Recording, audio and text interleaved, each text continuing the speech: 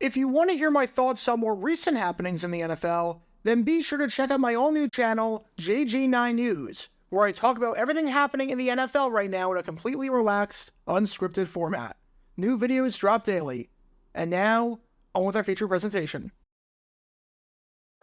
December 24th, 1978.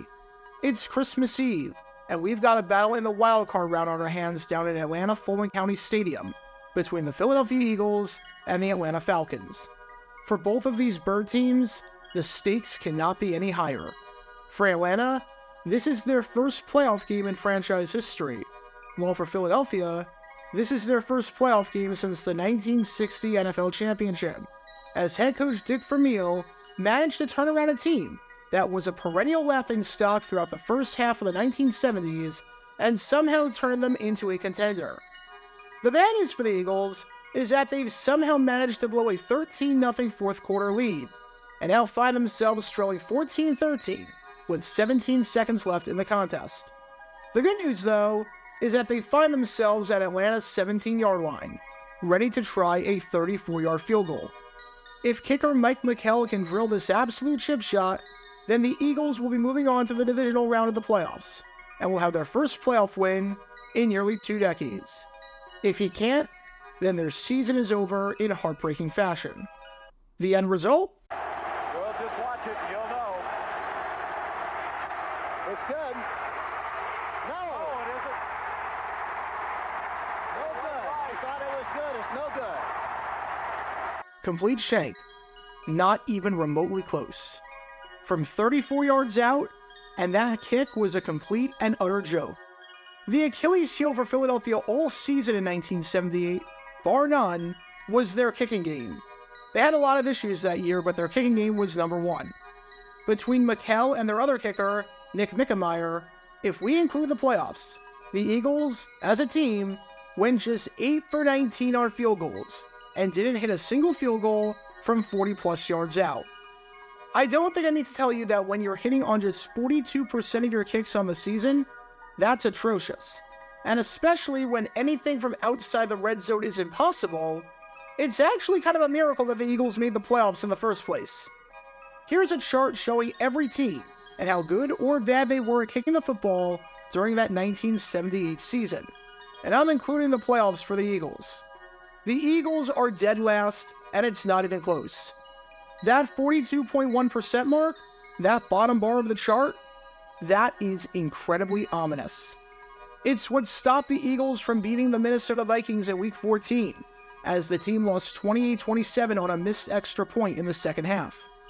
It's what stopped the Eagles from beating the Los Angeles Rams in Week 1, as the team lost 16-14 in a game where starting kicker Nick Mickemeyer missed a field goal. And it's what stopped them from continuing their season, and it's what stopped them from beating the Atlanta Falcons. It was clear heading into 1979, no team needed a kicker more than the Philadelphia Eagles did. And this man right here, head coach Dick Vermeil, made it his mission in the offseason. This team was never going to lose a game like that again.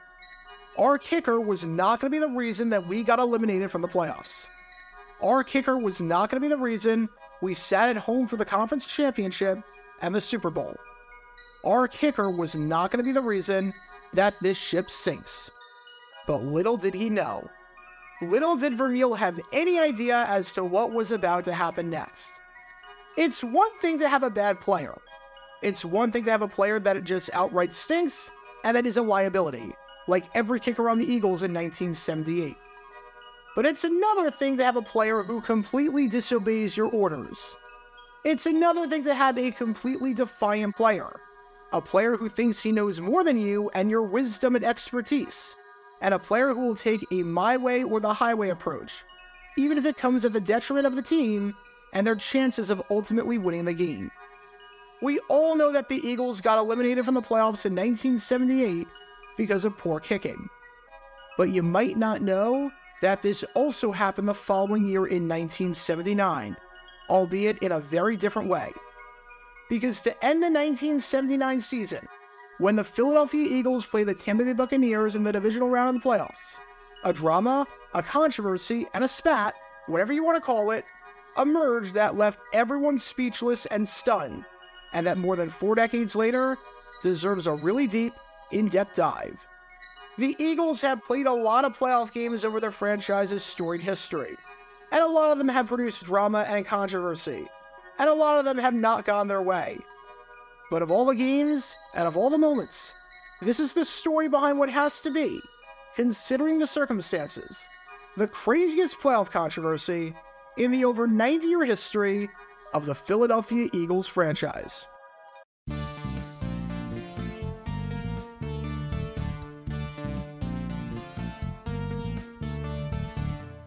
December 29th, 1979.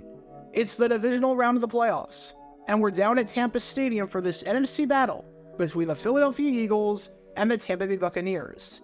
In some ways, this feels like deja vu, as the Eagles have to travel down south for a playoff game against a team that has never played a playoff game before this moment.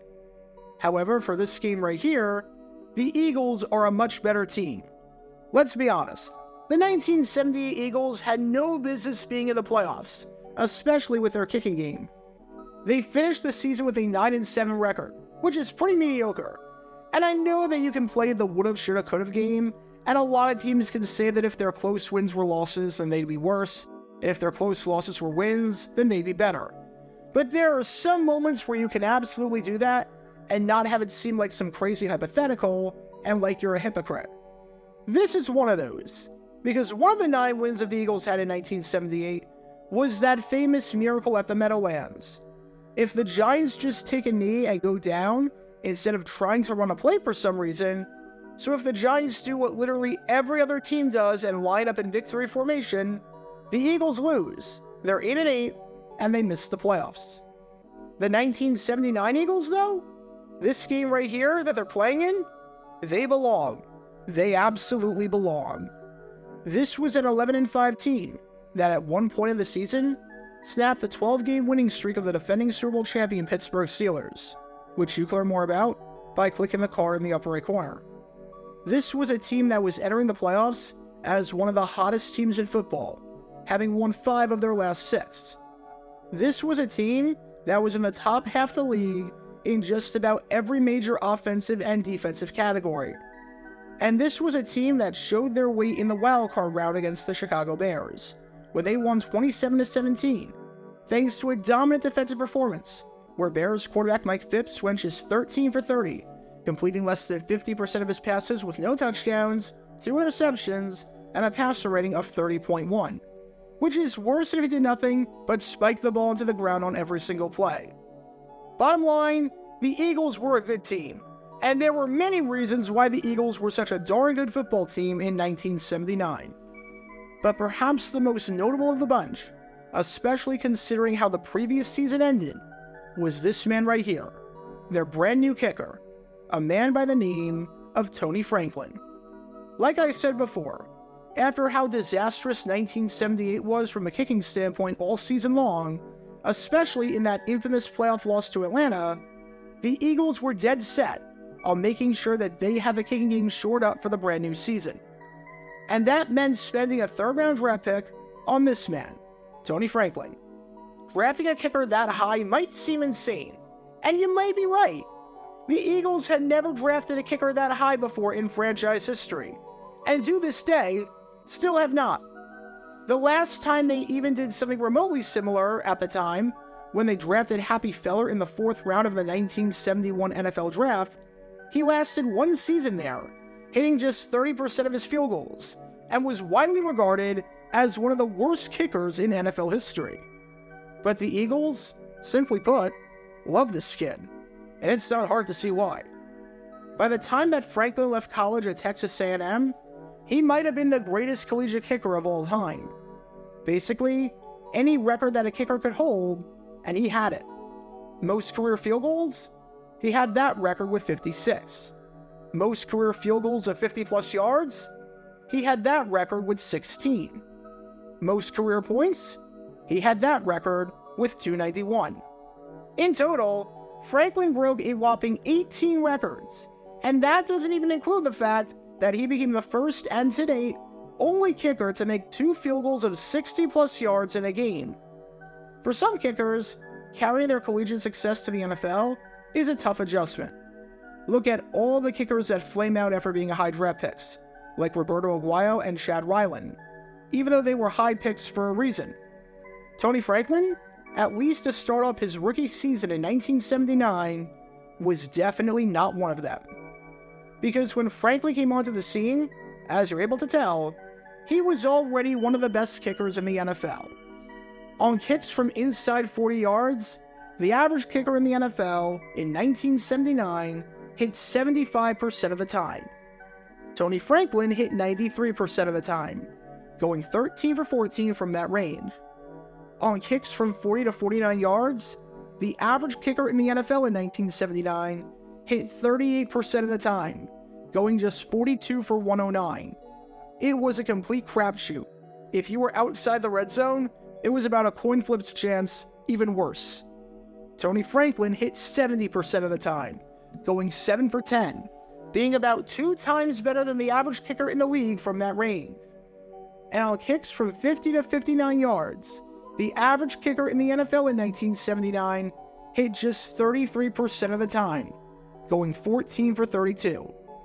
Tony Franklin hit 43% of the time, going 3 for 7, and hitting more field goals from 50-plus yards than any other kicker in football. For some perspective on how impressive Franklin was and how strong his leg was, 20 of the 28 teams in football didn't even make a single kick that season from 50-plus yards. Franklin had 3. Here's a chart showing the number of 50-plus yard kicks that Franklin made in 1979. The red bar is Franklin. The blue bar is, quite literally, every other kicker in the NFC combined. That is a real stat. Franklin, by himself, hit just about as many field goals from 50-plus yards as that entire conference. As a rookie, Franklin was second in the NFL in field goals made, hitting 23 kicks, with the only kicker better at 25 kicks being Washington's Mark Moseley, who would eventually win MVP 3 years later in the strike-shortened 1982 season. And even despite attempting 7 kicks from 50-plus yards, which was more than double what the next closest team attempted, Franklin still finished the year 7th in field goal percentage, despite that higher difficulty in his kicks. Tony Franklin was the savior that the Eagles had seemingly been looking for. And I had to point out one more stat just to set the scene on how good Franklin was, which will truly hammer home how frustrating the event in the game between these two teams behind me right here is going to be. In 1978, so the year before Franklin entered the NFL, there were 34 field goals across the NFL that were attempted from the 50-plus yard range. A grand total of 6 of them went in. 6 out of 34, so a percentage somewhere around 17%. Franklin made 3 in 1979.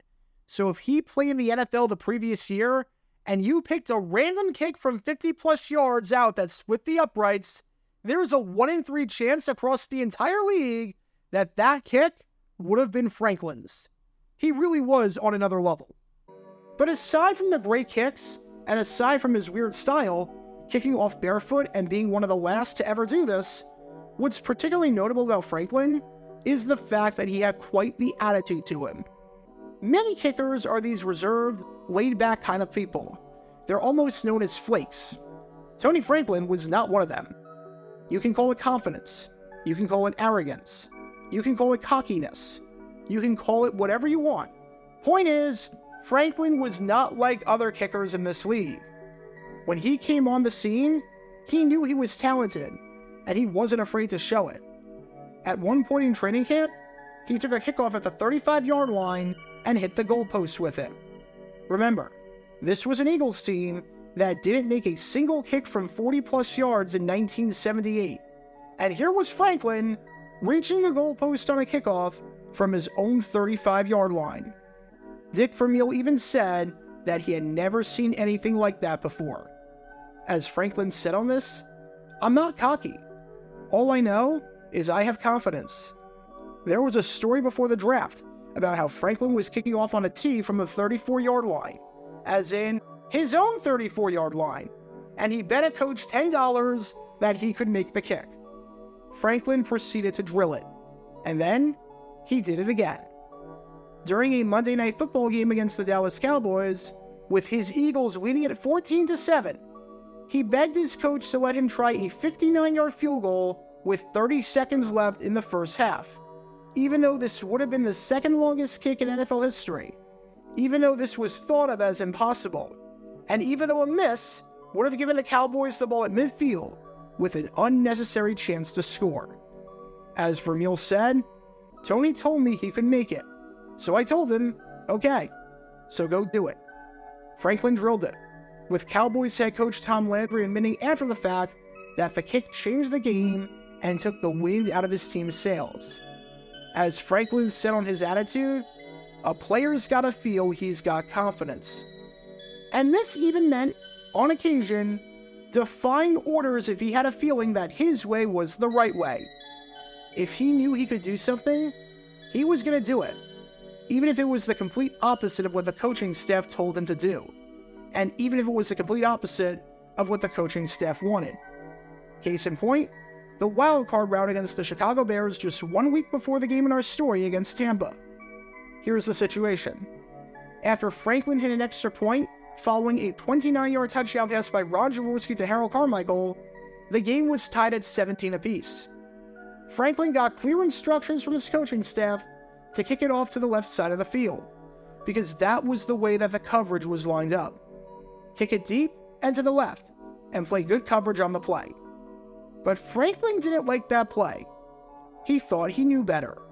He saw something in the Bears' alignment, and decided, without telling anyone, to change the play, and decided to kick it off to the right and short. The result was disastrous.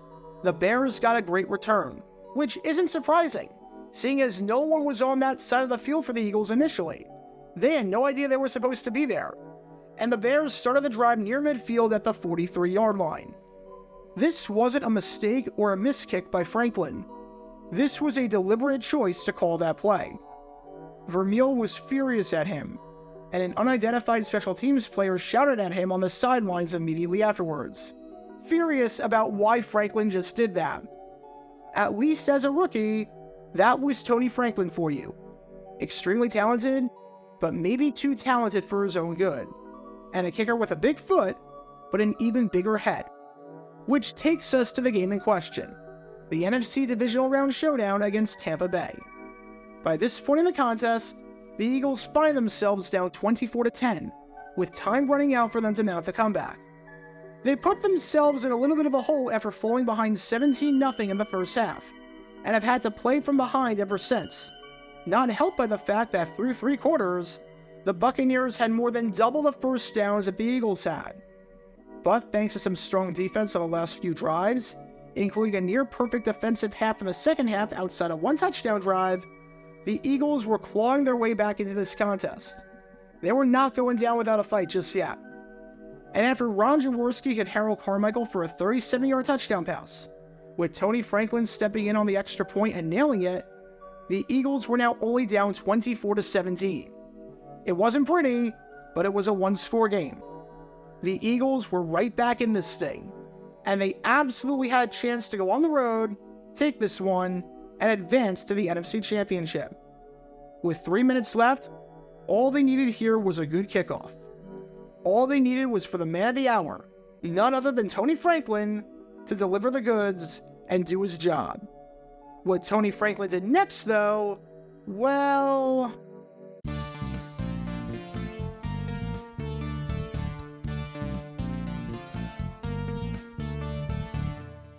Now, before we talk about the play in question, we need a moment to talk about what the onside kick rules were like back at this very moment in 1979. Today, the onside kick rules are incredibly simple. The ball must travel 10 yards and stay in bounds. If you recover it, then that's great. If you don't recover it, then the other team gets possession. However, if the ball does not stay in bounds or does not travel 10 yards, you get penalized, and the other team gets possession at the spot. In other words, you've got one shot. You've got one moment to seize everything you've ever wanted, which I guess in this case is a chance at getting an extra possession. It's already hard enough recovering onside kicks with the current rule changes, limiting the number of guys you can have on one side of the field, and limiting your movement before the ball is kicked. But it is especially hard when you've only got one chance to get the play to work.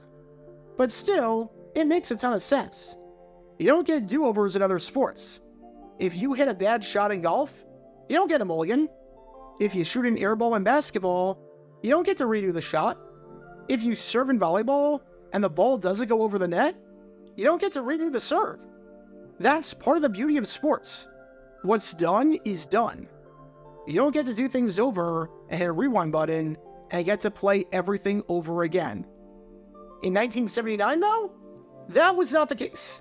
Not in the slightest bit. Because if you didn't know how the onside kick worked back in 1979, allow me to explain. Much like today, the onside kick had to go 10 yards and stay in bounds.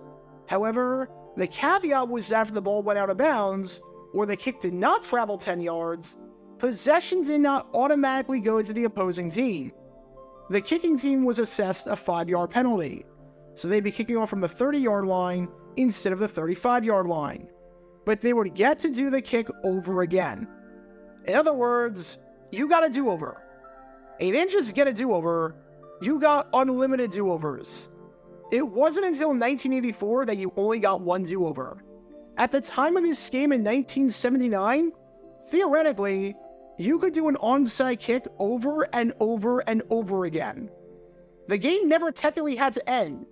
You could just keep trying onside kicks until one worked, so long as you aim them to the sideline. The only deterrent was moving the ball back 5 yards each time. But other than that, there was literally nothing stopping you from just trying over and over again until you recovered one.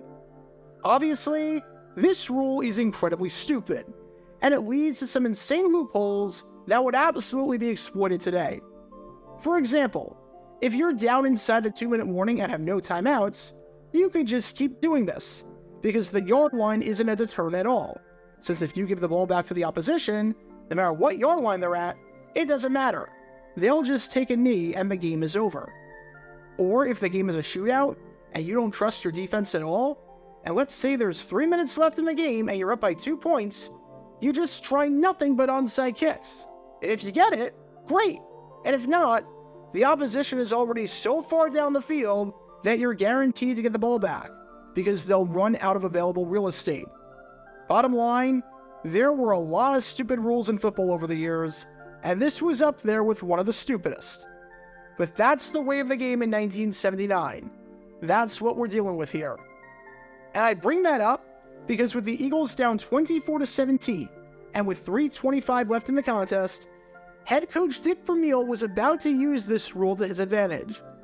There was no harm whatsoever in trying an onside kick down the sideline. The reward is that you recover and gain an extra possession, while the risk is that it just goes out of bounds and you back up 5 yards. But it doesn't really matter, because as we've already established, Tony Franklin is one of the strongest kickers in football, with maybe the strongest leg in the league. So kicking off from the 35 or the 30 makes no difference. In other words, it's an all-reward, virtually no-risk play, especially at this juncture in the game.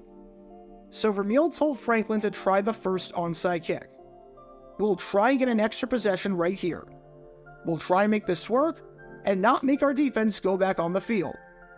With that, here's the first onside kick attempt. The onside kick. They get the players with the surest hands and the quickest feet up there. And they try the onside kick, and it is out of bounds. Flag is dropped.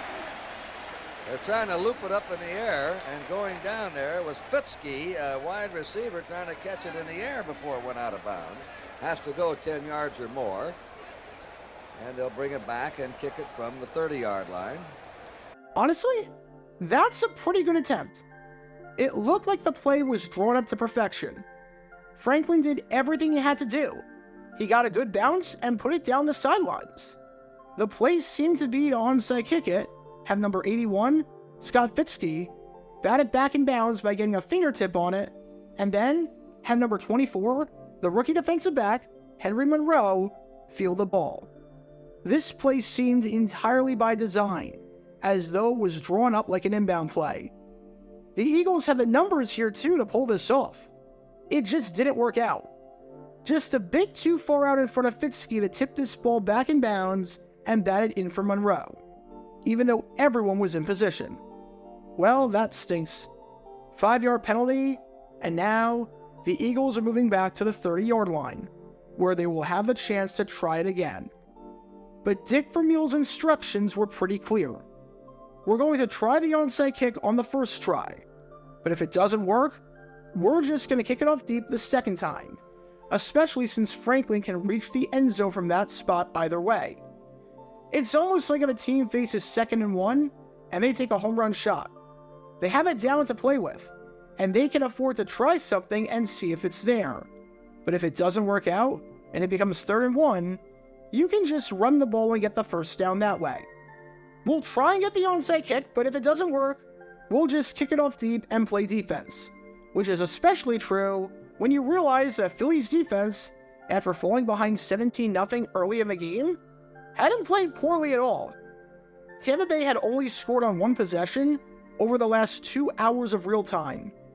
The Bucs were going to likely just run the ball when they got it back and just try to run out the clock. And Philly's run defense was allowing just 3.3 yards per carry, a really good total. Philly got to this point with a top 10 defense in the league in just about every metric, including points allowed and yards, so you could pretty much trust them. If the Bucs did decide to throw a pass, it's not like Doug Williams had done much of anything, as he was completing less than 50% of his passes. Bottom line, with 3:25 left, and all 3 timeouts, plus the 2-minute warning, if you were this man right here, head coach Dick Vermeil, you didn't have to onside kick it here, and he knew that. You could have, and probably should have, just kicked it off deep. You can play defense, and even if the Bucs get a first down, or even 2 first downs depending on when exactly they occur, you can get the ball back with halfway decent field position and plenty of time to work with. Think about it. Let's say that you get a 3 and out. The Bucs get the ball at the 20-yard line off of the kickoff that goes for a touchback. And let's say you use all 3 of your timeouts after the Bucs run 3 times and get about 5 yards. That means the Bucs are punting from their own 25-yard line. Their punter is this man right here, Tom Blanchard. And if there's one thing that you need to know about Blanchard in 1979, it's that he was freaking terrible. Here's a list of every single punter in the league in 1979 to attempt at least 10 punts, and what their net yardage per punt was, which is how many yards a punt goes after it gets returned. In other words, it's how much a punter, on average, flips the field. See that red bar? That's Tom Blanchard. He was averaging just 30.6 net yards per punt. Out of 29 qualified punters in football, Blanchard ranked 26th. That's it. He was at the bottom, only ahead of Rusty Jackson of the Buffalo Bills, Dan Melville of the San Francisco 49ers, and Eddie Hare of the New England Patriots, all of whom would literally be out of the league after the 1979 season and would never play again. They were that bad. There was a time when Blanchard was a halfway decent punter, but that was earlier in the decade when he was playing with the New Orleans Saints. By this point, not so much. This is all to say that if you force that 3 and out at the 25-yard line, the averages say that if you're the Eagles, you're going to get it back with more than 2 minutes left in the contest, somewhere near midfield. Barring a crazy good punt, you're starting your attempt at a game-time drive with less than 60 yards to go, which is a really good spot to be in. You've got a shot. So you can understand Dick Vermeil's strategy here. Onside kick it 1 time, just because you've really got nothing to lose, and it's a free play. But if it goes out of bounds and we have to kick it again, we're going to kick it off deep and play defense. We trust our defense to get a stop, we trust Tampa's punter to choke, and we trust ourselves to have great field position and a legitimate chance to drive down the field and win this game. And that's when Tony Franklin decides to do, well, this. Up front. And they boot it again, and this one is recovered by Tony Davis. He has the ball on the 48-yard line. That's right. This was not planned whatsoever by Vermeil. this was not by design. One of the reasons why it seemed like no Eagles knew what to do here, and why the onside kick was so terrible? Yeah, Tony Franklin just went completely on his own. He decided that he was going to take matters into his own hands. Remember, Franklin was a confident kicker. You can argue whether or not his confidence bordered on cockiness and immaturity at times, but here, it was very apparent as to what it was. He deliberately disobeyed his coach and decided that he was going to kick it off short and try and hope for the best. Not just catching the Buccaneers off guard in the process, but catching his own teammates off guard in the process too. And spoiler alert, it did not work.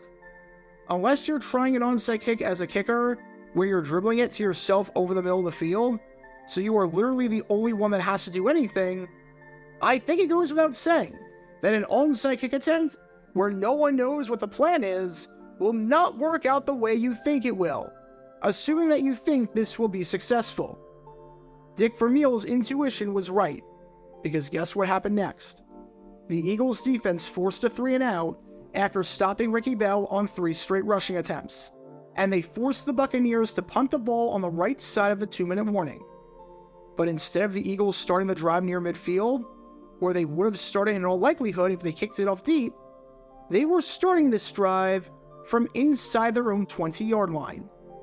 And I know it's tough to play the game of hypotheticals, and I know it's tough to evaluate a completely different situation, because the Buccaneers call different plays and do things differently if they're starting the drive from their own 20. I'm not saying they call the game exactly the same way and the same exact situation plays out, but it's hard not to think about the difference in field position that the Eagles lost because of Franklin's decision to go rogue. Instead of starting near midfield, not needing to drive a ton of yards, all things considered, to reach the end zone and tie the game, they were now starting inside their own 20, having to drive just about the length of the field to accomplish this feat. Unfortunately for the Eagles, they come up just a bit short. Their drive stalls at Tampa's 45-yard line. The Buccaneers win their first playoff game in franchise history, and for the Eagles, their season comes to a heartbreaking end, as they were still in search of their first appearance in a championship, whether it was an NFL championship or a conference championship, in 2 decades. And after the game, everyone was questioning Dick Vermeil about why he tried the onside kick. Why would you possibly do that? Why would you possibly try the second kick when the first one failed? Knowing how well your defense was playing, knowing how tough it is to get an onside kick, and knowing the field position battle that you stood to lose, and knowing that if you didn't recover it, you would need a full-on miracle drive to win the game. Heck, even Vince Papale, the former Eagles player who famously played 3 seasons for the team as a walk-on and became the subject of a movie about a quarter century later, wrote in a column that he thought that Dick Vermeil was incredibly stupid to try this, saying that Vermeil unwisely decided to go with an onside kick. The way the defense was playing that second half, I would have gambled on stopping Tampa and running back Ricky Bell deep in minus territory, but we'll never know. Well, Vinny, Vermeil wasn't having any of that. Vermeil said after the game, "Don't blame me. Blame our idiot kicker."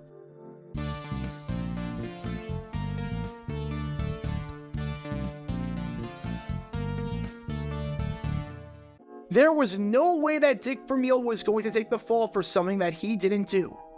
There was no way that Dick Vermeil was going to take the blame for a play that he did not call. I can't even say that he threw his kicker under the bus, because that implies that he's shifting the blame onto someone else instead of taking responsibility. And in this case, Vermeil is kind of completely blameless. He had no way of knowing that his kicker was going to go rogue and disobey him. He was taken completely aback, and was just as shocked as everyone else watching the game when Franklin decided to try that onside kick on his own. Because after the game, when Vermeil was asked about this game-changing and season-changing play, Vermeil made it crystal clear, and said as bluntly as possible, that it was Tony Franklin's fault. No one else's fault but Tony Franklin. As Vermeil said, he was told to kick it deep. Just in case you missed it the first time, he spoke up a second time, and in a louder voice said he was told to kick deep.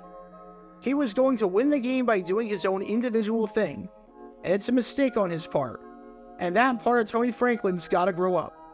Hell, he was told to kick deep, but he decided, well, maybe I can drop it in behind the first line of Bucs players and win the game by myself. Tony's going to grow up and become a man, and when he does, he's going to be the best kicker in pro football. If he doesn't, he's not going to last very long in the Philadelphia Eagles organization. He's a hell of a kicker, but he's got a lot of maturing to do. He just did not do what he was told to. And when asked a follow-up question about whether he was surprised by Franklin's decision, as if Vermeil couldn't hammer the point home enough, he said, "I was ticked, not surprised. That's just part of growing up in this league. Hell, there is a lot of difference in where we got the football." And Vermeil wasn't done just yet. Oh no, far from it. As mad as a guy like Dick Vermeil could get, that's what he was at Tony Franklin after this. As for what Vermeil said to his kicker, what I said to him, you couldn't write it. I jumped his butt pretty good. That really showed a lack of discipline on his part. Tony's a great talent, but he's going to have to grow up. What his problem is that he might be taking his talent for granted. It's so easy for him to do what he does that he might take it for granted. I've talked to his dad about it. He's got a lot of God-given talent. Tony's got to make darn sure he doesn't abuse it. The fact that Vermeil called up Franklin's father after the game and told him how disappointed and angry he was at him tells you everything that you need to know. One assistant coach, while he couldn't repeat what exactly Vermeil said that Vermeil gave Franklin a verbal thrashing that I've never heard before any time. Which raises the obvious question. Why did Tony Franklin do it? Why did he defy his coach's orders like this? Well, that quote from training camp just 4 months before really highlights his mindset. All I know is I have confidence. Franklin was confident. He thought he was invincible, like most people his age do. He thought he had a chance to pull something off. He thought he had a chance to do it. He trusted himself and his abilities, even if it was at the expense of the head coach and his orders. Said Franklin, "The first time I kicked, I noticed there were guys coming forward on the front line. I thought I could pop it over their heads. I tried something and it didn't work. That's all." He continued, saying, "I was trying for the big play, and it just blew up in my face. Their return guys were 35 yards downfield, and I figured our guys could run faster forward than their guys running backward." Vermeil said something to me after.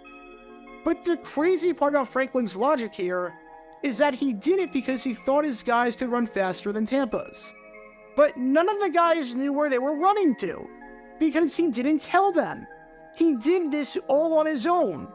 It's like if I challenge a friend to a race, but I don't say what direction we're going in, what the starting line is, when we're starting, what the word go is, or what the finish line is. Yes, Franklin is probably right. In fact, I'd wager that he is 100% right in saying that a group of NFL players running forward run faster than a group of NFL players backpedaling and running backward. But it doesn't mean anything if they don't know where to run, what to do, or where to go. There's a reason if you make a team of track stars, it doesn't automatically make you the best team in football. There were a lot of flaws with this play and this decision, obviously. But that, more than anything else, was the fundamental flaw. You can't call a play where no one knows what to do. I mean, I guess you can. It just won't work out. Vermeil wasn't making any excuses for the loss. He had nothing but praise for Tampa and their performance, and was as gracious of a loser as you can be, saying that he wished head coach John McKay luck, and saying on the team, "You sports writers should go out and watch them play. They are a good football team. They kicked our butts today." But if there was someone to blame, and if there was one single thing that did the Eagles in at the very end more than anything else, it was their own kicker, Tony Franklin, and his confidence that morphed into defiance. And as you might have been able to guess, Vermeil ended up fining Franklin a hefty amount of money for conduct detrimental to the team, fining him $1,600, which comes out to $6,000 in today's money. Now that might not sound like a lot, but considering the fact that the average salary in 1979 was somewhere around $68,000, and remember, that was the average, so a rookie kicker was definitely making less than that, especially outside the first 2 rounds. That is not an insubstantial amount of money by any means. What made this fine interesting, however, is that Vermeil didn't fine Franklin all at once. He decided to break the fines up into increments of $100 each over the course of 16 games. So for every game that the Eagles had in the 1980 regular season, he'd be fined $100. The reason for that? If you're fined $1,600 all at once, you might just pay it, forget about it, and move on. But if you're fined weekly, you're more likely to remember it. Said Vermeil, I think it will be more meaningful for him this way. This way, he's more likely to remember he made a mistake. He took it like a man. And what makes this situation all the more frustrating, just going by everything Vermeil said and did, and going off of his words and actions, was that Tony Franklin was a darn good kicker. He was. It would be a heck of a lot easier on Vermeil if Franklin just stunk. Franklin pulls this stunt as a garbage kicker, you cut him, you destroy him publicly every chance you get, and you never think about him ever again. But the frustrating part for Vermeil in the game between these 2 teams behind me right here had to be, without a doubt, that Vermeil needed Franklin. Simply put, Vermeil needed Franklin. This was the case of a coach needing the player. Vermeil knew how good Franklin was. He knew how valuable he was, and how great his leg was. And especially after how 1978 ended with that heartbreaking loss to Atlanta. And especially with the high draft capital that the Eagles spent on Franklin, Vermeil knew that he never wanted to go through another season like that again.